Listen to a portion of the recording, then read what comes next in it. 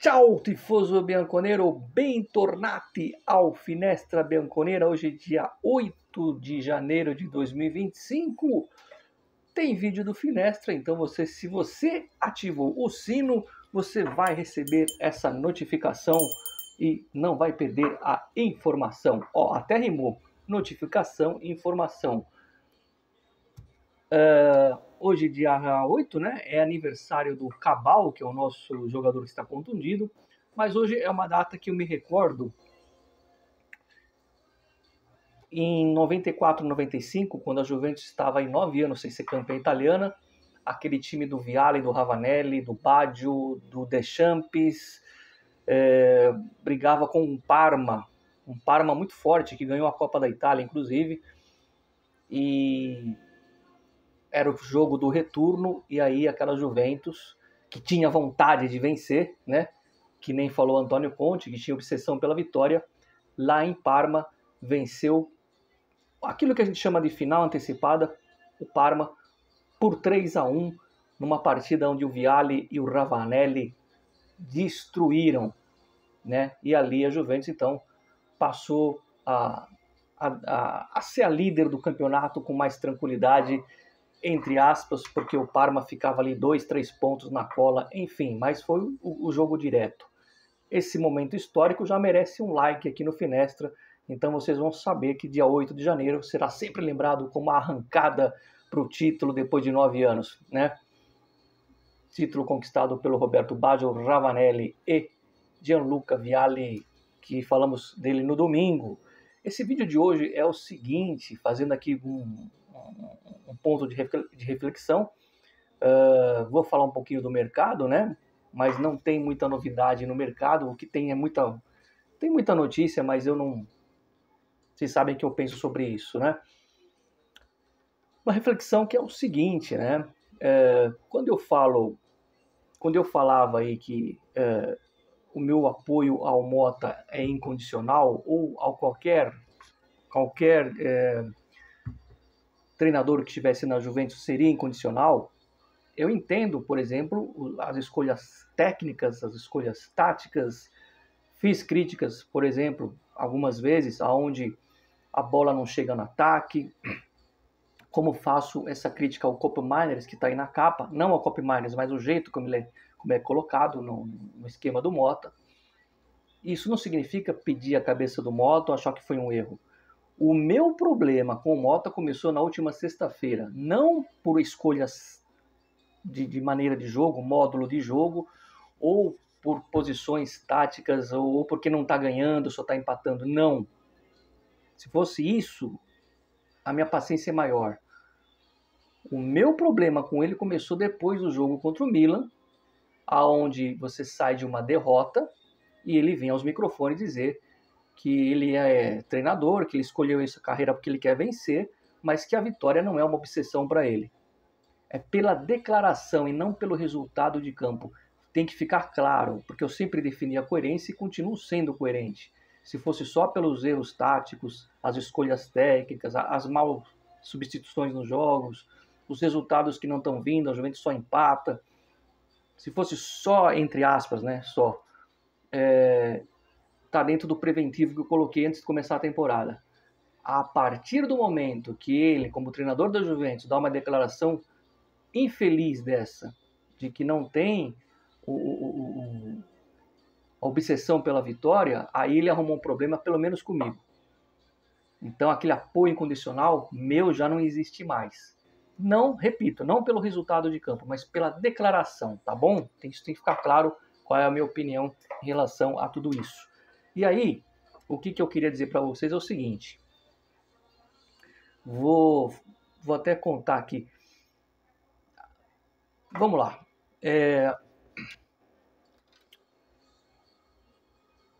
Gestão de vestiário, né? Me parece, né? Eu não posso aqui dar nome aos bois porque eu não tenho o nome dos bois. A situação do vestiário do Mota não está muito boa. Estou falando relação com alguns jogadores. Como eu disse, não sei quais jogadores, né? Às vezes a gente não tem a informação por completo, mas, ainda que seja uma meia informação a gente vai sempre jogar para vocês. Por exemplo, quando o Cristiano Ronaldo saiu da Juventus, eu fiquei sabendo que o Chiesa deu cambalhota no vestiário. Claro que é um sentido figurado, não é que ele deu cambalhota. Ele ficou feliz com a saída do Cristiano Ronaldo, o Chiesa. E eu falei isso na época. Me parece que uma parte dos jogadores da Juventus não gostou nem um pouco do afastamento do Danilo. Afastamento que eu digo, afastamento barra cessão de mercado. Né? O Danilo está indo para o Napoli e isso não é o Giuntoli, isso foi o Motta que tomou essa decisão de afastar o Danilo, que tem contrato até o meio do ano. Me parece que alguns jogadores, e aí por isso que eu sempre falo, a gente não está lá dentro, a gente não sabe o que acontece. Às vezes o cara é bom de grupo, mas o cara é muito querido pelo grupo, e jogador é uma classe muito unida. Me parece que uma parte dos jogadores não gostaram nem um pouco. Quando eu falo me parece, eu estou sendo cauteloso, mas é isso, tá? Que me foi dito. Que jogadores não gostaram muito da maneira como o Motta tratou o Danilo. Porque o Danilo é um querido entre os jogadores. Ponto. Então o vestiário já não está lá essas coisas. Aí eu faço uma pergunta que alguns amigos meus na Itália fizeram, até me convidaram para participar de uma live, eu não pude, que é assim: o que acontece com o Douglas Luiz, que sim, pode sair agora em janeiro e voltar para a Inglaterra? Será que o Motta, do mesmo jeito que deu um gelo no Danilo, o Motta não sabe lidar com o Douglas Luiz, taticamente falando? Não, estou falando de comportamento, tá? E aí vem uma coisa que eu vou contar para vocês, que eu tenho certeza que 90% de vocês, ou 95%, ou 99% de vocês não sabem. É um pequeno, como a gente fala na Itália, né? Um piccolo, um pequeno segredo não vou dizer de bastidores, mas que, enfim. E aí tem a ver com a capa do vídeo do Copy Miners. Por isso que eu pedi, né? Aí na capa, tenham calma com o Copy Miners. O Copy Miners não é um flop. O Copy Miners não é aquilo que a gente aqui no Brasil chama de perna de pau. Ele é muito bom jogador. E eu venho falando já algumas vezes, quem acompanha o canal sabe disso, que o Copy Miners está sendo mal aproveitado, que o Copy Miners tem que jogar um pouco mais próximo à área, um pouco mais adiantado, e ele fica naquela linha muito recuada do meio de campo. O gol que ele fez, o primeiro gol que ele fez na temporada, ele estava lá na frente, encostando no Vlahovic. É lá que ele tem que jogar, é dessa forma que ele jogava na Atalanta. E eu não sei se o Motta não está sabendo gestir a posição certa do Copy Miners. E será que esse também não é o problema com o Douglas Luiz? Me parece que sim. As coisas começam a ficar claras. Ele não sabe usar o Douglas Luiz, e aí ele não coloca o Douglas Luiz, que custou caro. Por isso a cobrança interna do Giuntoli, porque cai nas costas do Giuntoli. E ele não está sabendo usar o Copy Miners. Só que o Copy Miners é titular. O Copy Miners é o cara que, como vai fazer? A torcida queria tanto ele, vai pôr ele no banco assim do nada.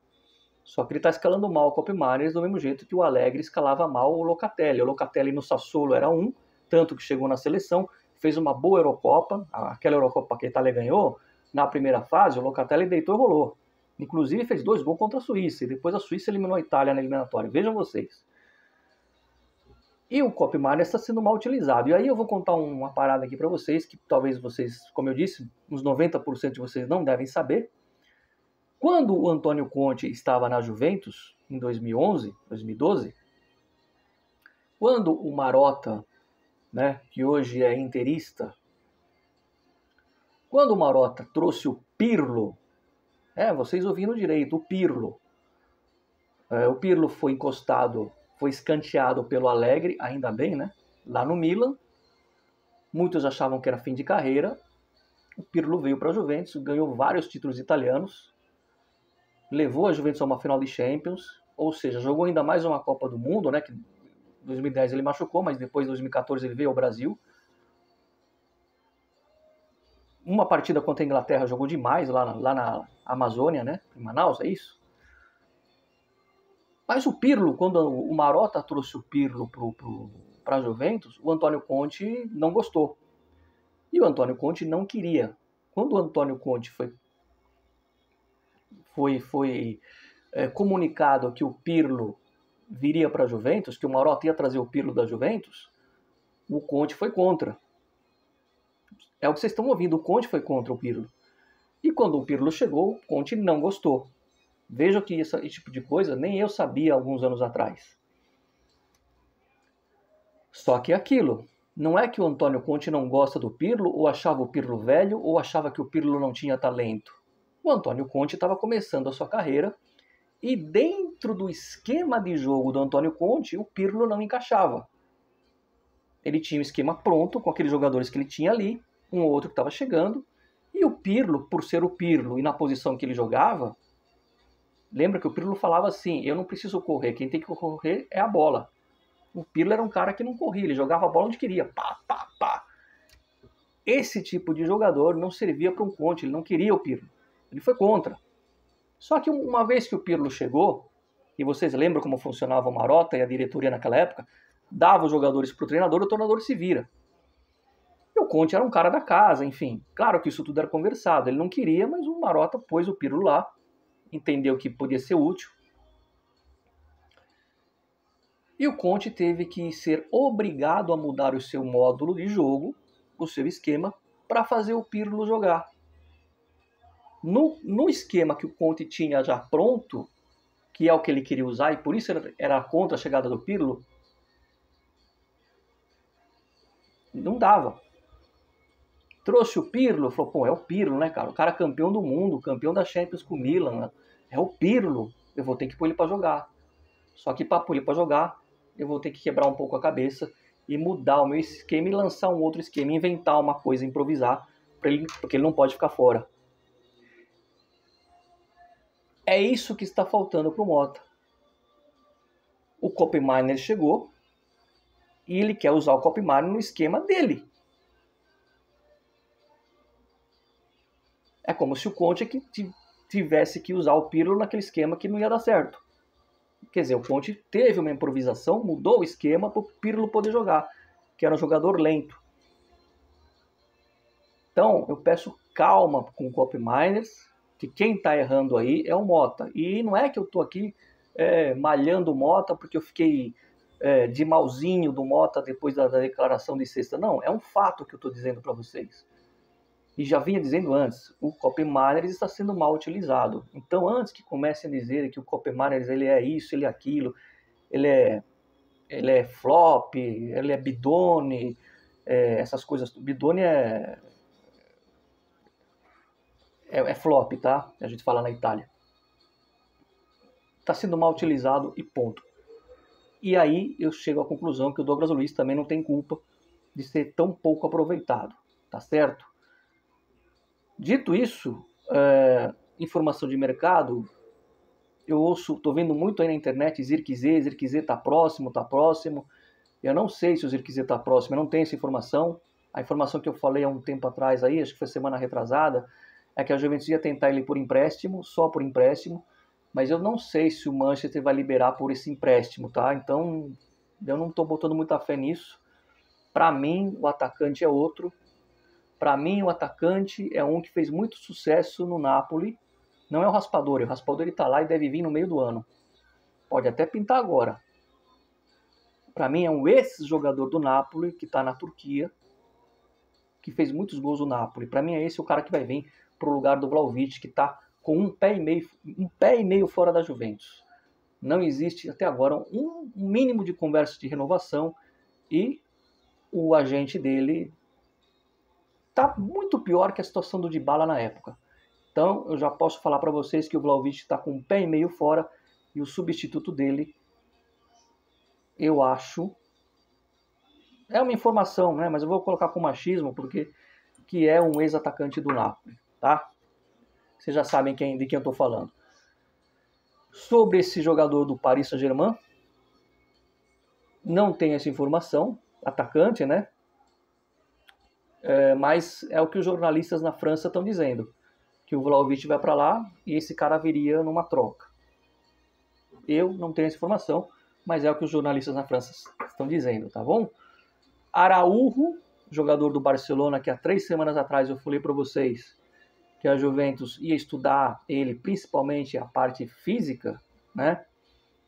Araújo, o agente dele abriu sim uma negociação com a Juventus. Então, começa aí uma tratativa com esse zagueiro promissor. Enfim, vamos ver o que acontece. É isso que eu tinha para falar de mercado, o resto é especulação, eu não falo de especulação. Dizer para vocês o seguinte, já nesse fim de semana, eu vou pegar essa bolsa térmica, eu vou abrir, tá? A gente vai ver como é que é essa bolsa e na semana que vem, finalzinho da semana que vem, eu vou sortear, fica ligado, tá bom? Para você concorrer a essa bolsa oficial da Juventus aqui no Finestra. Por enquanto é só, a gente volta amanhã para falar da minha coleção de camisas. Like no Finestra, sempre Força Juve. Fino alla fine. E olha, eu não estou comparando o Copy Miners com o Pirlo lá.